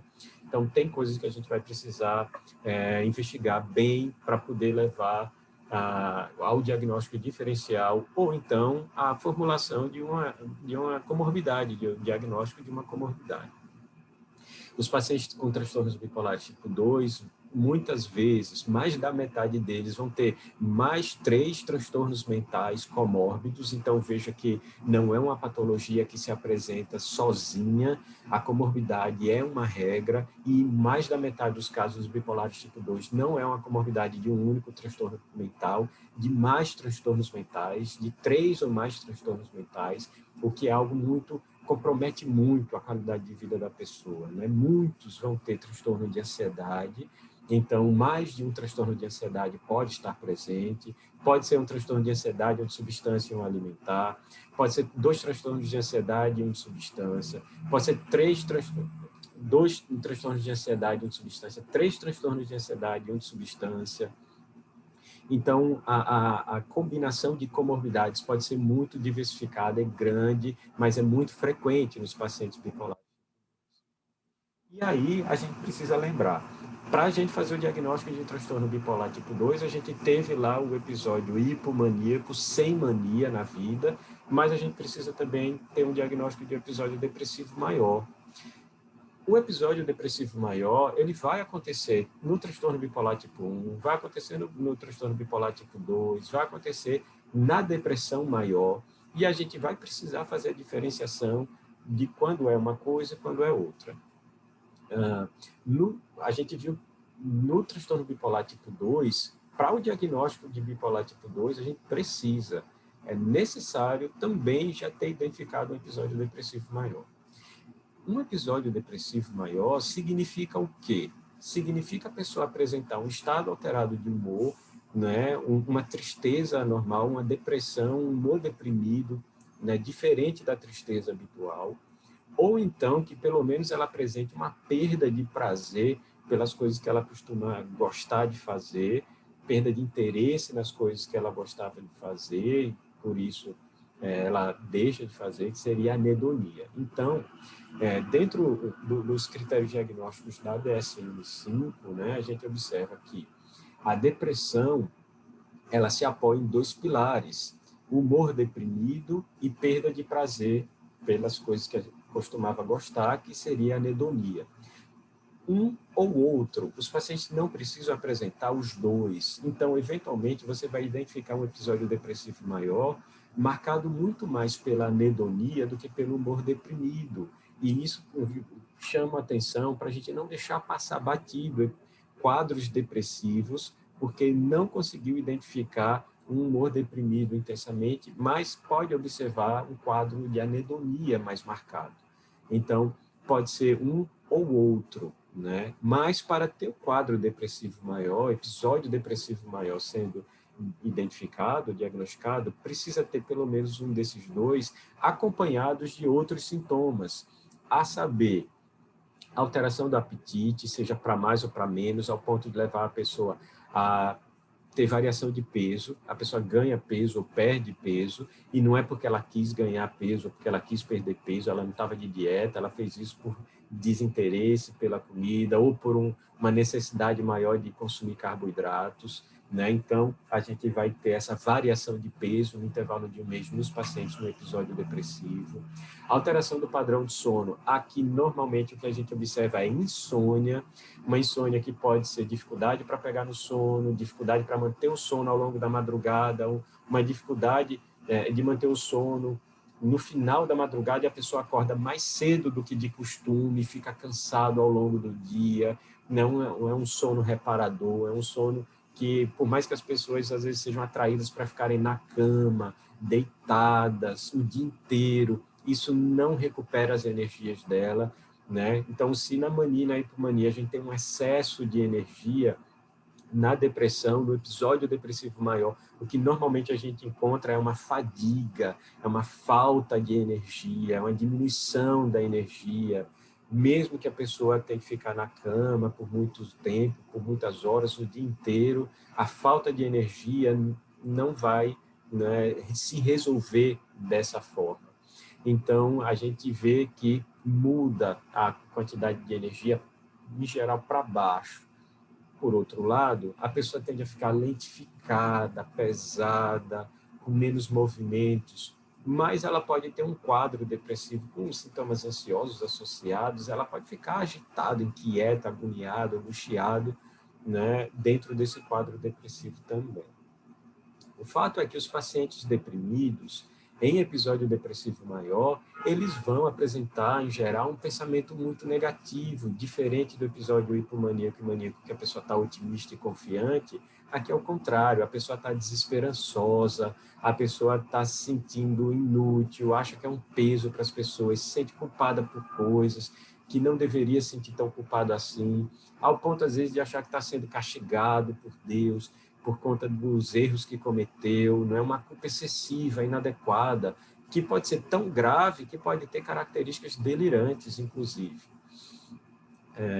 E a pessoa fica também com a lentificação e uma fraqueza, uma falta de energia tão grande que o pensamento fica lento, a pessoa não consegue lembrar direito das coisas, pode parecer até um quadro demencial, e alguns idosos deprimidos têm a depressão que a gente chama de pseudodemência por conta disso, né? De tamanho comprometimento cognitivo que o quadro depressivo demonstra, a pessoa fica insegura, fica com dúvidas, tem dificuldade de tomar decisões, né? Sempre pensa no pior, desesperançosa, ao ponto de pensar na morte até como uma solução para resolver toda essa angústia que ela está sentindo, que ela está passando, né? E aí ter uma presença, uma frequência de ideação suicida e pensamentos recorrentes de morte. Então, veja que o quadro depressivo ele vai para o polo oposto do quadro maníaco e hipomaníaco, né? Tristeza, falta de prazer, falta de energia, falta de apetite, diminuição de libido,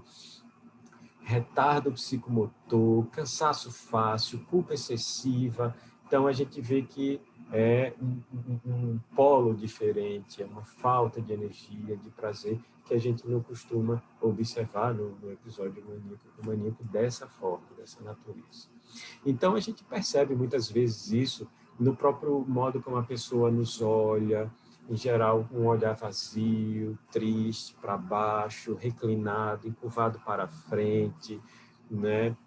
Preocupado, falando pouco, lentificado. Em geral, a energia está tão baixa que essa pessoa prefere se isolar, né? Como se o isolamento, o repouso, a reclusão fosse trazer a recuperação da energia que ela perdeu com o quadro depressivo em si. E, como a gente falou, a depressão ela pode acontecer tanto no transtorno depressivo maior, como pode acontecer nos transtornos bipolares, né? No transtorno bipolar tipo 1, no transtorno bipolar tipo 2. A gente não tem como bater o martelo, mas a gente tem como desconfiar que esse quadro depressivo tem características mais bipolares do que transtorno depressivo maior, que é a depressão unipolar. Normalmente, no transtorno bipolar, a depressão ela acontece mais precocemente. Acontece com menos de 20 anos de idade, na adolescência, aos 18 anos ou menos. Então, a gente observa essa precocidade do início de quadros depressivos. Pessoas que começam a ter depressão muito cedo, a gente precisa desconfiar de quadros bipolares, porque, inclusive, pode interferir no manejo, né, do tratamento dessas pessoas. A gente também observa que as depressões bipolares, elas acontecem numa frequência semelhante entre homens e mulheres, diferente das depressões unipolares, que são mais comuns em mulheres. O início do quadro depressivo bipolar, às vezes, é mais súbito, é de repente, né? E também, às vezes, né, passa um tempo, se arrasta, mas pode melhorar mais rápido, né? Enquanto que o quadro depressivo unipolar começa de uma maneira mais insidiosa, devagar, e vai afetando as pessoas aos poucos. Elas podem cursar mais com episódios mistos, né? Então, são depressões que vêm inseridas ali, coloridas por episódios da fase oposta, do polo oposto, né? E sintomas hipomaníacos e maníacos podem estar presentes. Então, o que a gente pode observar? Uma aceleração de pensamentos negativos, de pensamentos ruins, que é muito desconfortável, marcando um pouco mais a tendência para o episódio misto na depressão bipolar. muita desesperança, mais impulsividade e mais agressividade. Então, esses sintomas vão chamando a atenção para esse quadro ser bipolar. Características atípicas, sonolência excessiva, ganho de peso, enfim, chamam a atenção nesse sentido. Então, a gente precisa lembrar, né, que os pacientes bipolares tipo 2, eles têm, então, episódio hipomaníaco e episódio depressivo para poder você fechar esse diagnóstico. E chama a atenção porque o transtorno bipolar tipo 2, né, metade, ou um pouco mais da metade do tempo, depois que você observa esse diagnóstico, você vê que a pessoa passa com um estado agudo, né, e na maior parte das vezes deprimido, né? Então, chama muito atenção e isso vem dificultar o diagnóstico, a diferenciação também com o transtorno depressivo maior, não bipolar, dos pacientes bipolares tipo 2, porque eles ficam muito tempo da vida deprimidos.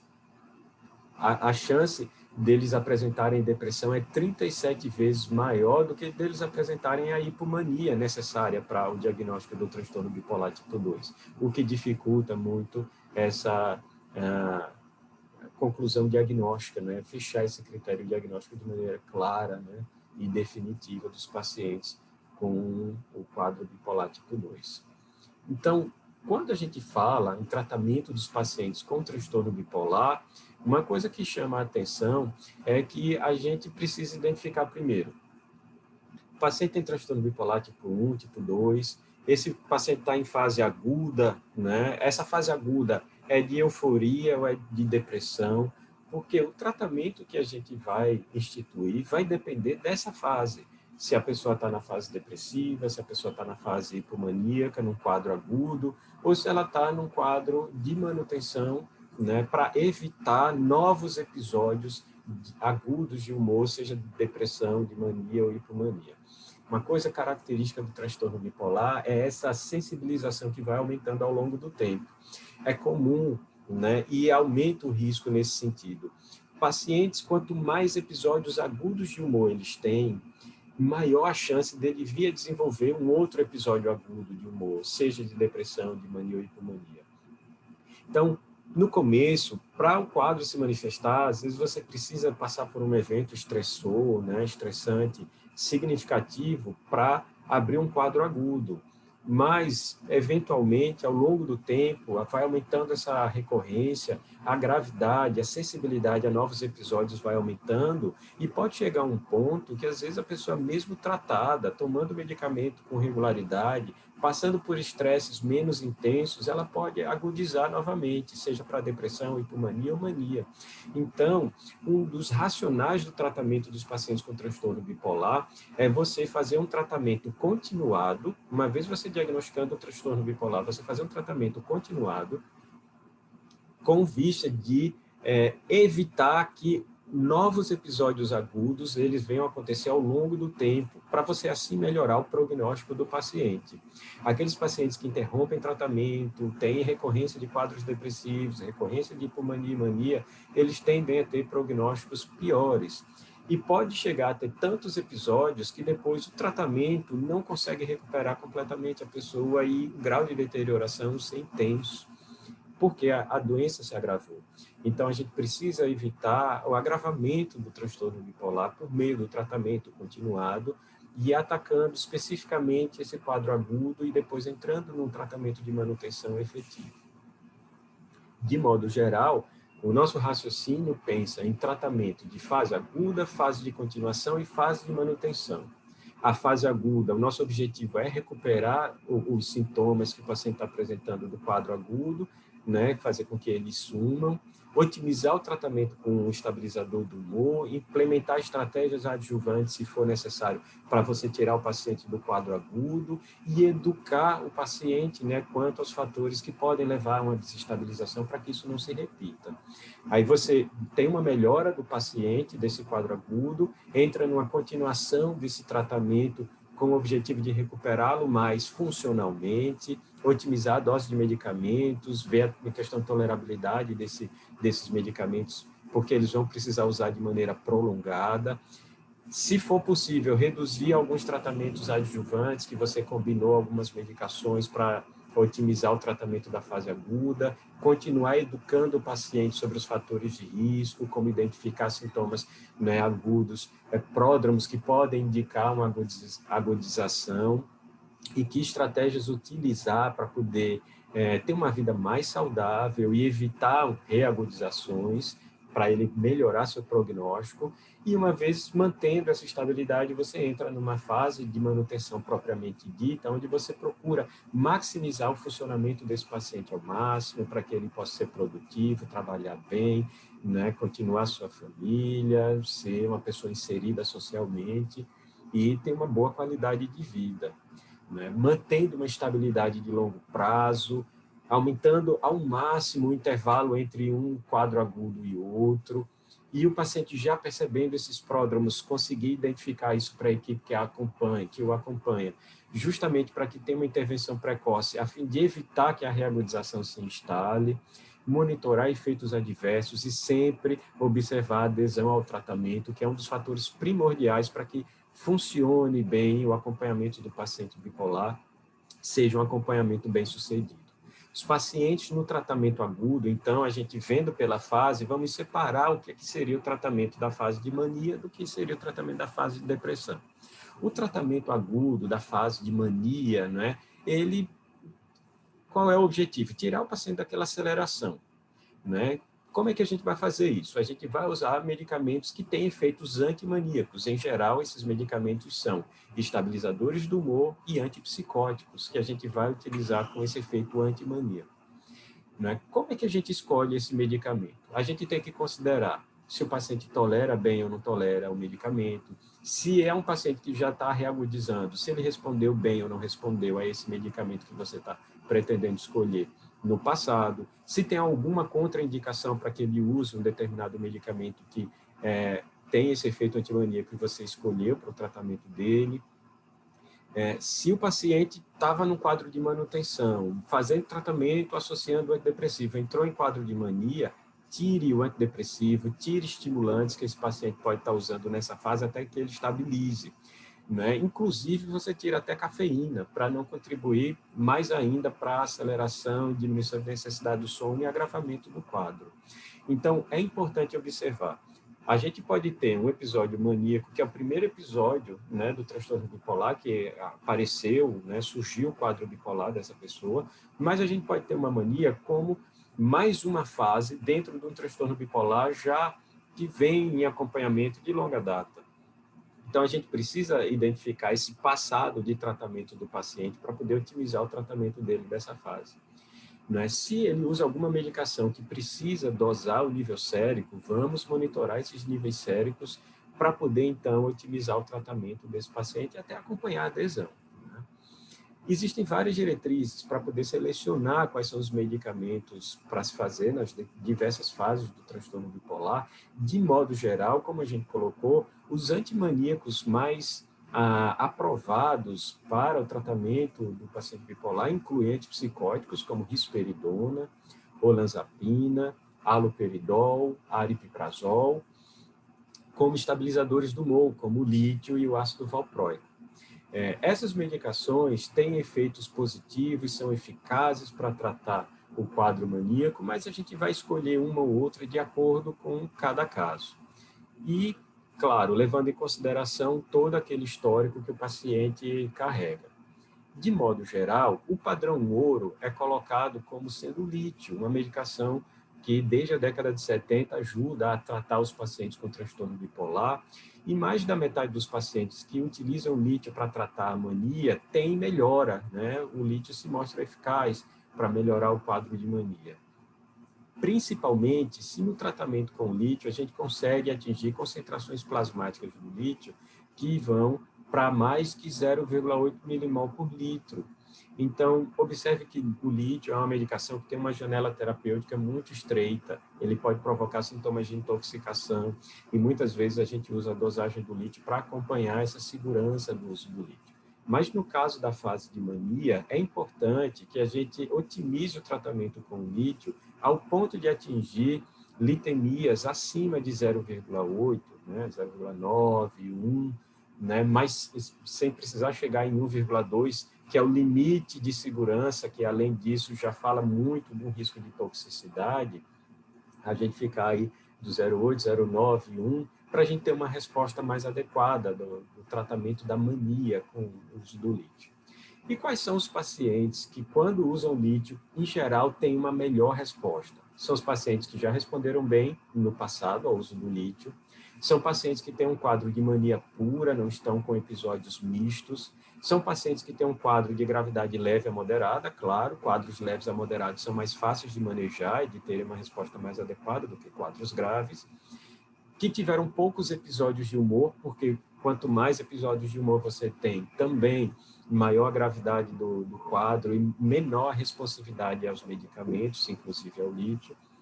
E quando você não tem ciclagem rápida, quando você não tem sintomas psicóticos, abuso de drogas e outras comorbidades, a tendência é você responder bem ao lítio, né, quando é um quadro de mania pura, né, mais uma vez reforçando.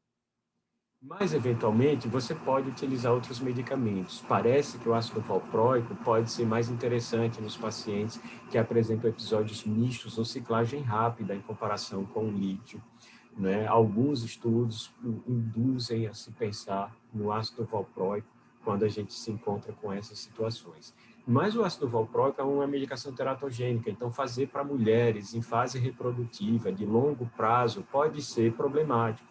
É uma coisa que precisa ser combinado no longo prazo, a manutenção do uso do ácido valproico, mas ele é eficaz para a retirada do paciente da fase aguda.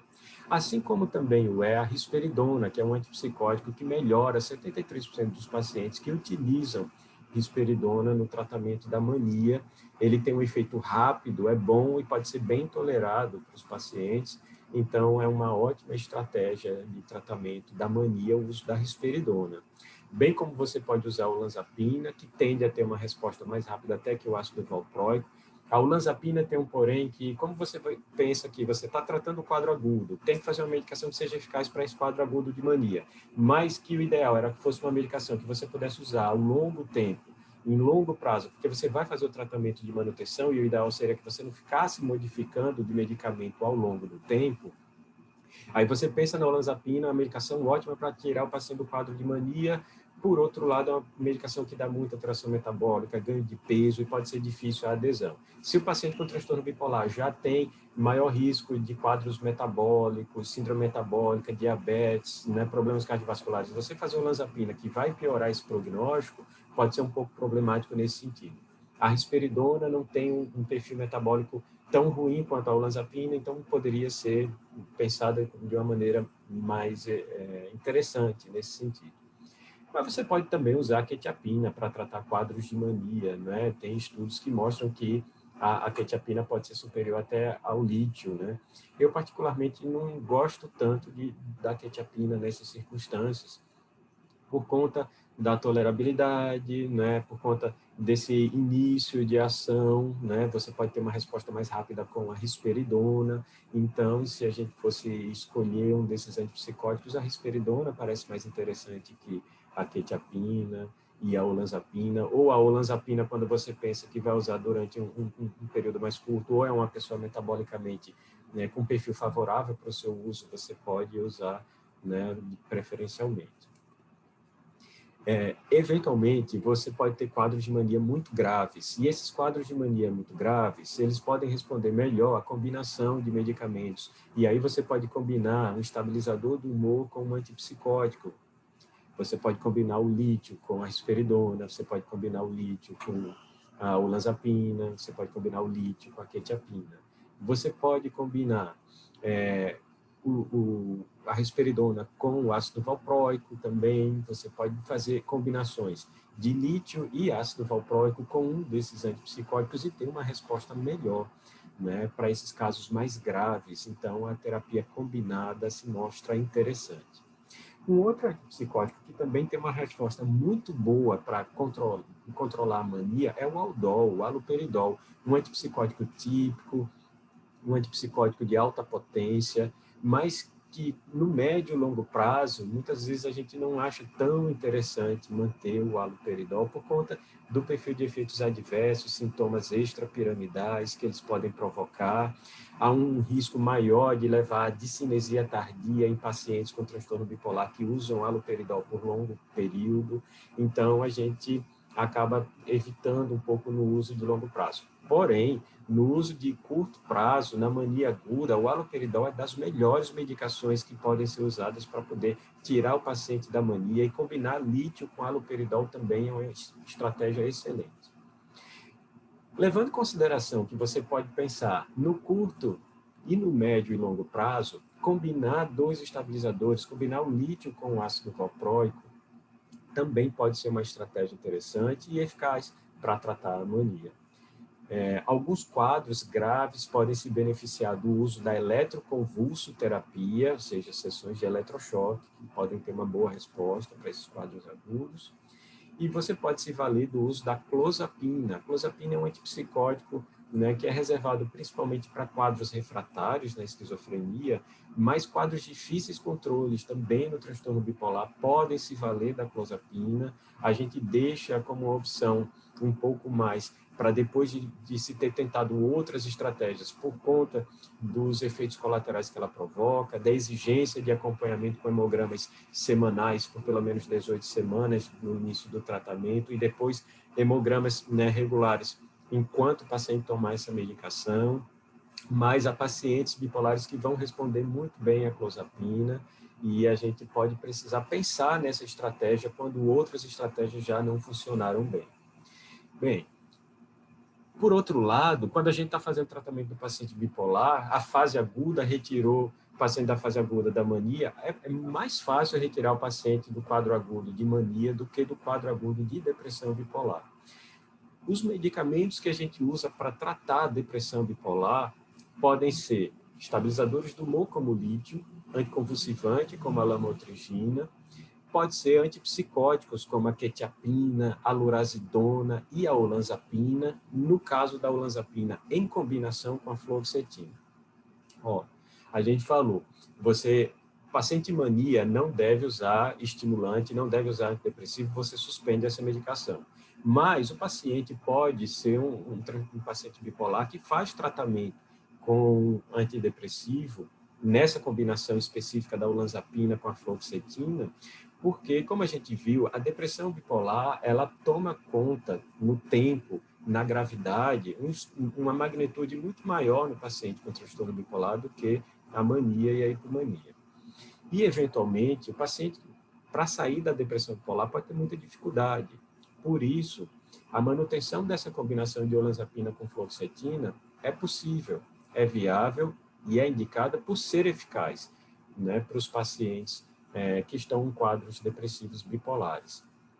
Por outro lado, claro que sempre se preconiza para a gente fazer a menor quantidade de medicamentos possíveis. Então, usar o lítio, né, seria uma alternativa para isso. Só que nem todos os pacientes vão responder ao lítio, nem todos os pacientes vão melhorar da depressão tomando só o lítio. Então, a gente pode precisar combinar o lítio com outros medicamentos para melhorar a taxa de resposta, e a gente pode fazer isso, né, combinando o lítio com a lamotrigina, combinando o lítio com a quetiapina, ou fazendo tratamento em imunoterapia com a lamotrigina e a quetiapina, que poderiam ter uma resposta melhor para quadros depressivos bipolares. A questão toda, mais uma vez, a gente pensa em tratar o quadro agudo, mas a gente tem que pensar no tratamento de longo prazo. A gente tem que evitar outros episódios de depressão, mas a gente precisa procurar evitar outros episódios de mania e hipomania. A lamotrigina, que pode parecer melhor para quadros depressivos bipolares, ela não previne recaídas de mania e hipomania. Então, fazer o tratamento em monoterapia só com a lamotrigina para os pacientes bipolares tem que se ver muito direitinho que tipo de paciente é esse, se é um paciente bipolar tipo 2, que praticamente não tem episódios hipomaníacos, que tem muita dificuldade de sair da depressão, seria uma coisa. Bipolares tipo 1, como é que você vai tratar, né, com a lamotrigina, sendo que ele não evita a recaída de quadros de mania, difícil.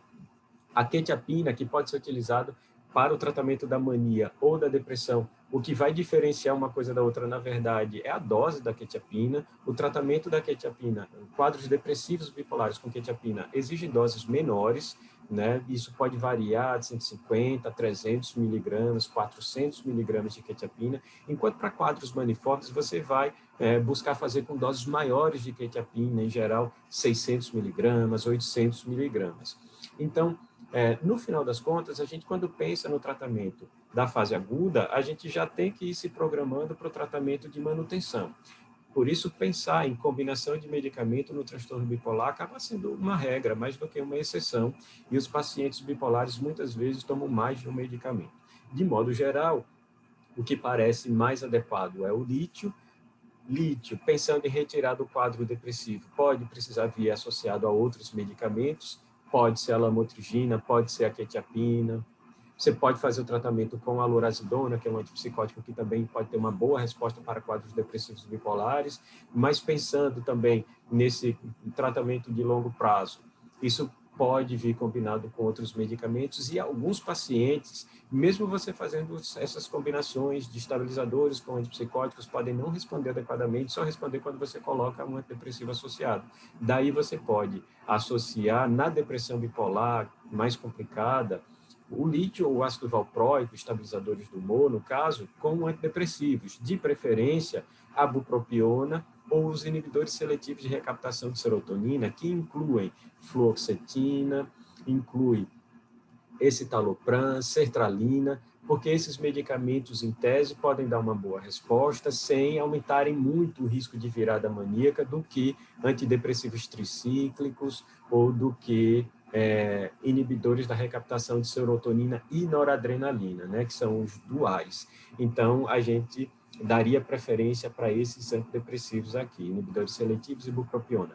Mas eu te falo que alguns pacientes são muito difíceis de melhorar e às vezes nem essas combinações exatamente funcionam, são pacientes resistentes que precisam de estratégias heróicas. Mas uma vez vocês tratando o quadro agudo da mania, tratando o quadro agudo da depressão, paciente estabilizando, entrando na fase de manutenção, nesse momento a gente precisa ter algumas coisas em mente, né? De que o transtorno bipolar é crônico, ele pode se recuperar, mas não 100%, ficar com sintomas subsindrômicos, trazer déficits cognitivos, incapacitação funcional. Por isso, a gente precisa, no médio e longo prazo, sempre tentar otimizar o tratamento ao máximo para melhorar o máximo possível a funcionalidade desses pacientes, observar quais são as comorbidades que ele tem, para poder também identificar quais seriam as melhores combinações de medicações para poder tratar esses pacientes bipolares, para então a gente ter uma resposta mais adequada. Então, tratamento de manutenção em geral pode-se pensar no lítio, no ácido valproico, que é o divalproato, olanzapina, a quetiapina, a combinação da olanzapina mais a fluoxetina. E esse tratamento de manutenção deve vir associado com uma abordagem psicossocial que visa melhorar muito a adesão ao tratamento, porque pacientes bipolares, quando estão eutímicos, passa a fase mais aguda, eles começam a acreditar que não precisam mais dos medicamentos que dão efeitos colaterais, que são inconvenientes, que limitam algumas de suas atividades, e eles são jovens, estão na fase de vida, né, produtiva, que a tônica da nossa sociedade, infelizmente, é sair, beber, usar álcool e virar à noite. E os pacientes bipolares precisam ter uma rotina regrada. Dormir bem é remédio para paciente bipolar. Então, é importante que eles tenham rotina, horários de dormir e acordar sempre nas mesmas horas, né? Fazer atividade física, se alimentar bem, aderir sempre ao tratamento medicamentoso para não aumentar o risco de reagudização, identificar quando esses sintomas, né, estão modificando e podem indicar o início de reagudização, para poder se intervir precocemente e ajudar, inclusive, nessa escolha de tratamento que deve ser feito para evitar um novo quadro agudo. E uma das coisas que mais chama a atenção nesse sentido são pacientes que estão na fase de manutenção, tão bem, mas por algum motivo eles começam a dormir menos, eles têm o tempo de sono encurtado, eles viram noite, ou porque foram para a festa, ou porque ficaram trabalhando, virando noite, ou porque estão muito preocupados e não conseguiram dormir bem, ou usaram muito café. mas observa-se que o padrão de sono muda. Quando o padrão de sono muda e reduz muito a quantidade de sono dessa pessoa, a gente tem que chamar a atenção, porque isso pode indicar uma agudização do quadro, inclusive a privação de sono pode ser um fator de risco para o desenvolvimento e o agravamento de um episódio maníaco ou hipomaníaco. Então, a gente precisa ficar muito atento a esses sinais, o paciente precisa ser orientado nesse sentido e a gente, então, abordar de uma maneira mais eficaz e ampla esse tratamento do paciente bipolar, que deve ser, sim, à base de medicamento continuamente e uma abordagem psicossocial, psicoterapia super importante, a rotina de vida, esse regramento, para que a gente possa ter, então, um prognóstico melhor desses pacientes bipolares. Bem, como a gente falou, os transtornos de humor incluem os transtornos depressivos. Vamos fazer um intervalo por agora e vamos continuar em seguida a falar de depressão, mas por enquanto a gente vai fazer um intervalo, fazer um lanche, volta em outro momento, né? Encerra o assunto transtorno bipolar e começa a falar sobre transtorno depressivo. Então, até daqui a pouco, até mais tarde, boa tarde, bom dia, boa noite.